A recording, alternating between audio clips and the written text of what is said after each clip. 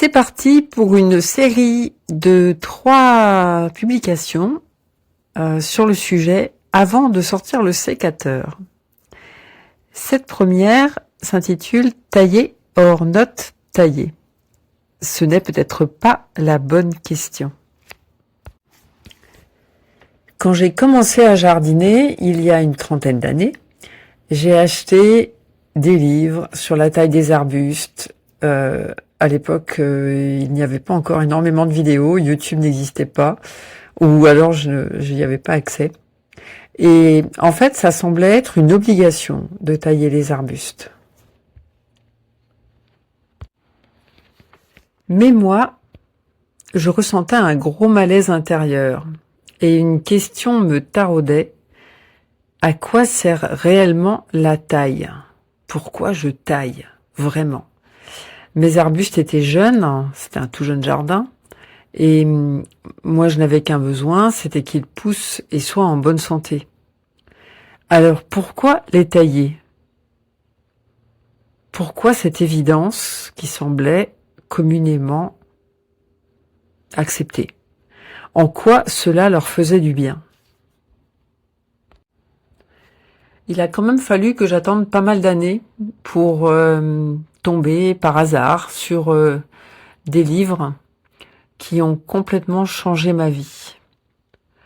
J'ai cherché, j'ai lu et écouté des chercheurs, des botanistes, des spécialistes de l'architecture végétale.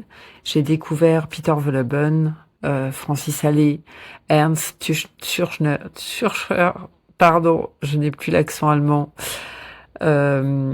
Et j'ai découvert quelque chose de tout simple.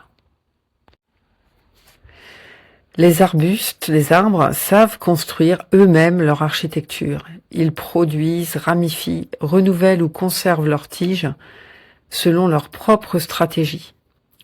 L'architecture d'une plante ligneuse, et toutes les autres, est le fruit de milliers d'années d'évolution et d'adaptation à l'environnement. C'est ce qui est maintenant à peu près accepté même dans le milieu scientifique, c'est l'intelligence naturelle, c'est-à-dire la capacité à s'adapter à son environnement. Et pour moi, en fait, ça sonne comme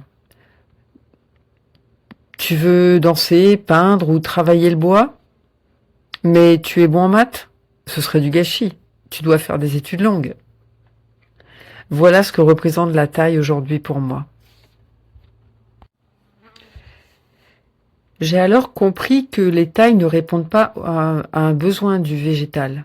Elles répondent surtout à la méconnaissance du jardinier, de la personne qui fait son jardin, voire du paysagiste, à l'absence d'anticipation, l'espace est trop petit, aux besoins de productivité, plus on veut plus de fleurs, plus de fruits, plus de branches colorées, à la peur des marques du vieillissement naturel. Quand la plante fait du bois, c'est souvent mal accepté et on préfère voir une plante très dense, très touffue. Alors quand je dis on, c'est certaines personnes.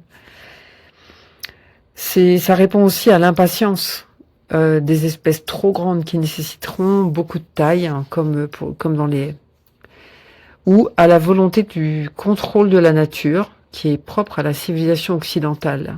Je pense évidemment au jardin à la française, caractéristique de la royauté, voire royauté absolue. Je ne dis pas qu'il ne faut jamais tailler. Je dis simplement, avant d'intervenir, comprenons comment cet arbuste fonctionne et pourquoi on veut le tailler. Et posons notre choix en responsabilité et en conscience. Dans la prochaine publication, j'aborderai pourquoi certains arbustes supportent très bien une taille sévère, et d'autres non, et quelles sont les conséquences pour la santé et l'esthétique de la plante. Si cela vous plaît, n'hésitez pas à mettre un petit like, à vous abonner éventuellement, n'hésitez pas non plus à mettre un commentaire, je vous répondrai, et je vous dis à bientôt.